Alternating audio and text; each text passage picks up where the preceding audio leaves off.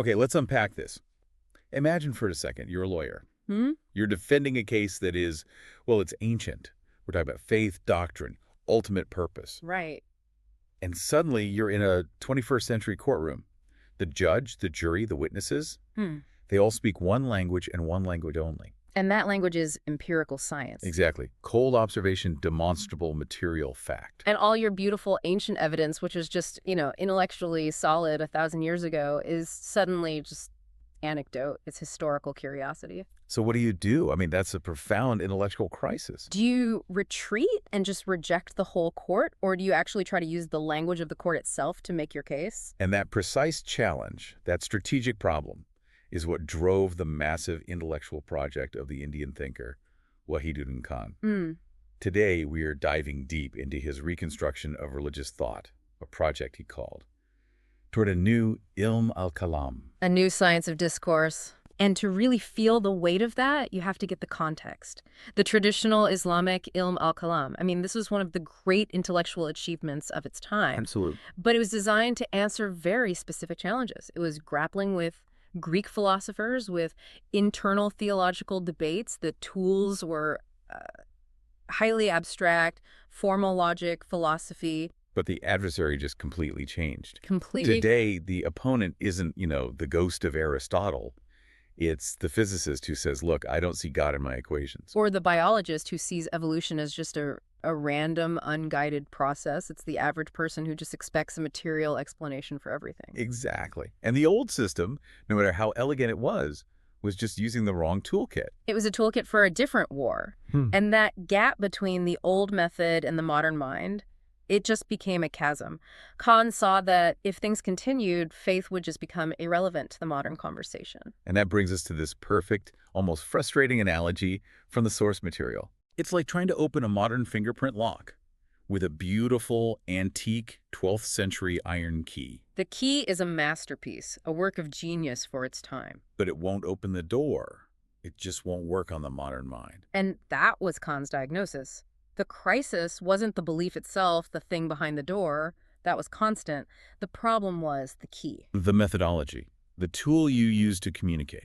Right. So the goal wasn't to change the fundamentals of faith, but to invent a whole new tool, a new key that could actually engage with someone who thinks in terms of empirical logic. Okay, so that's a huge shift. If you throw out that old philosophical key, what does the new one even look like? And this is where it gets really strategic. It really is. Instead of borrowing logic from philosophy, Kant decided to use the language of science and observation itself.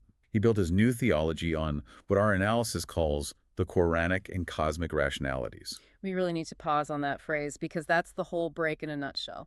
The first part, Quranic rationalities. That meant going back to the foundational text and seeing that it already contains a methodology of inference.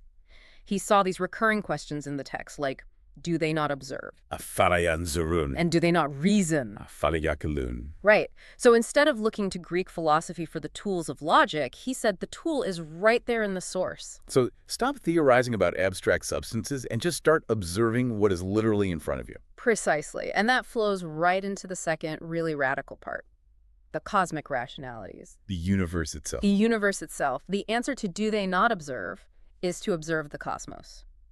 The new field of evidence is everything out there. His defining statement was basically inference from the natural facts we observe in the horizons. That is a complete 180-degree reversal. It is. The intellectual battlefield moves from these, dusty philosophical books straight into modern science labs. Astronomical observatories, data screens. And science, which for so much of the 20th century was seen as a big threat. Becomes the ally. It becomes the greatest source of evidence. For Khan, the whole argument shifts. The new theologian doesn't debate abstract concepts. They say, look through the James Webb telescope, look at the precision. Or look through a microscope at a living cell. Exactly. Every new discovery isn't a threat anymore. It's a new page in the evidence file. And this focus on observation, it seems, dictated his entire style of writing. He wasn't really writing for scholars. No, not at all. He was targeting the average person, the student, the engineer, the person whose mind is already shaped by this demand for material proof. The style had to be simple, direct. Which might explain the The posture of his famous book title, Islam Challenges. It's assertive, isn't it? It's not defensive. He's not just shielding faith with old arguments. He's aggressively challenging the materialist worldview on its own turf. Using its own best weapon observation against it. Okay, so that's the theory. What does this new Kalam look like in action? What are the pillars of the argument? Let's start with the big one, the external universe. Cosmic order. Al-Nizam al-Kawni. This is probably the most straightforward application of his method.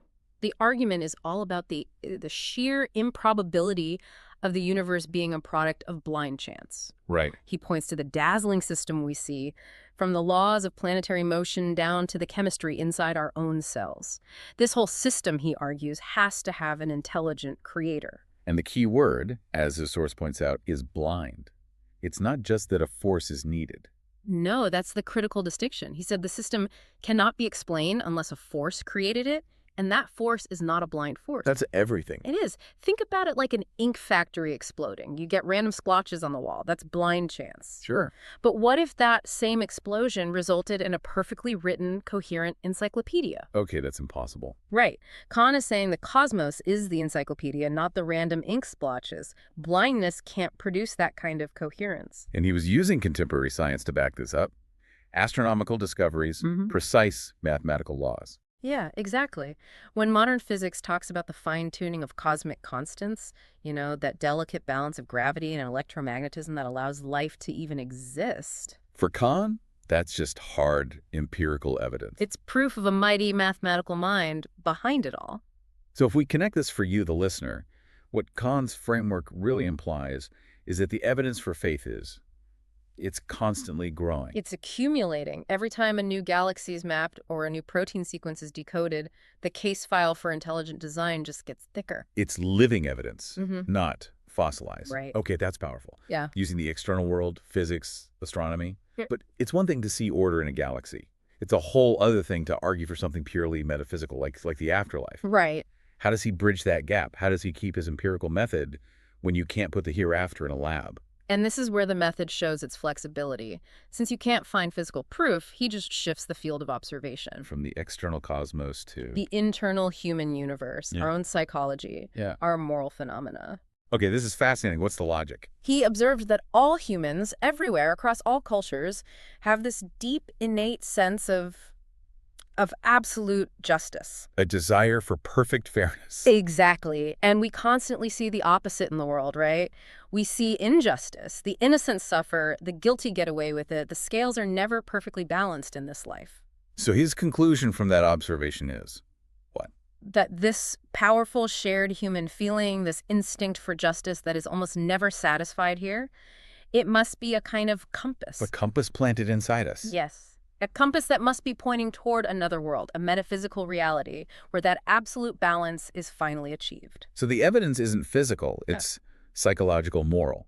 He's treating a universal human experience like an observable law of nature. He's inferring a metaphysical reality from it. It's a really innovative use of the empirical method, just redirected from planets to the human conscience. Yeah, it really is. Yeah. Okay, so moving to the third pillar, the reliability of prophecies in history. He wanted testable historical evidence. Yeah, and here he makes a very direct, very impactful comparison. It's designed to shake the certainty of the materialist opponent. How so? He basically stacks the prophecies and claims of the Quran, which he argues have stood firm for centuries, against the failed prophecies of modern figures and ideologies. You mean people like Marx or... Exactly. Marx, Hitler, Napoleon.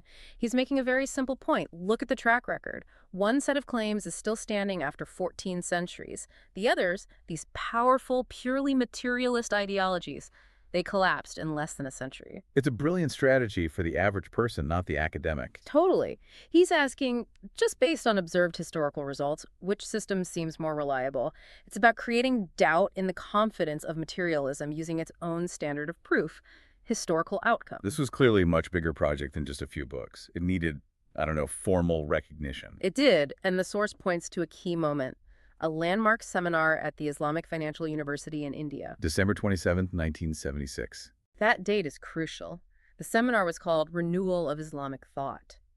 So there was already this mood of internal reckoning, and Khan's paper showed just how ambitious his project was.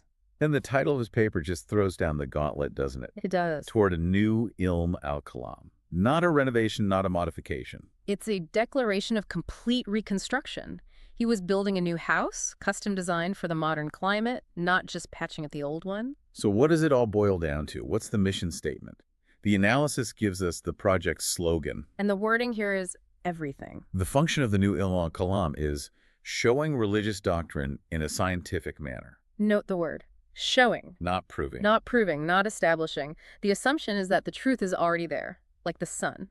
But if that sun is covered by clouds of materialism or bad methodology. The theologian's job is just to clear the clouds away. Exactly. Use the scientific method, the language of observation, to remove the dust so people can see the truth that's already self-evident. That completely reframes the whole argument.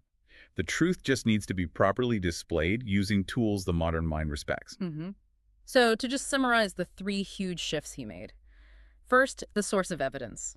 It moves from abstract texts to the observable cosmos. Second, the language of argument. It goes from complex philosophy to simple, scientific, observational language. And third, maybe most importantly, the target audience. It shifts from specialized scholars to the average modern person. The person whose mind is shaped by empirical thinking. Right. And the big idea holding it all together is that the evidence for faith isn't static. It's not a fossil. It's a living, renewed evidence that grows every single day with every new discovery. The compass for finding proof is completely changed. It's now in the universe we discover, not just the text we read. That's it. What a phenomenal deep dive. I mean, Kant effectively argued that the modern mind doesn't have to reject science to find faith. No, it just needs to reread the data it's already collecting. So here's a final thought for you to take away. Kant argued that the main function of this new theology is just to show the truth by removing the dust of poor methodology. Right. So does that imply the main obstacle to belief today is purely methodological, just a communication problem? Or are there maybe deeper underlying philosophical assumptions in materialism that science alone just can't sweep away? Think about the difference between the scientific act of just observing evidence and the much deeper philosophical act of interpreting what that evidence actually means.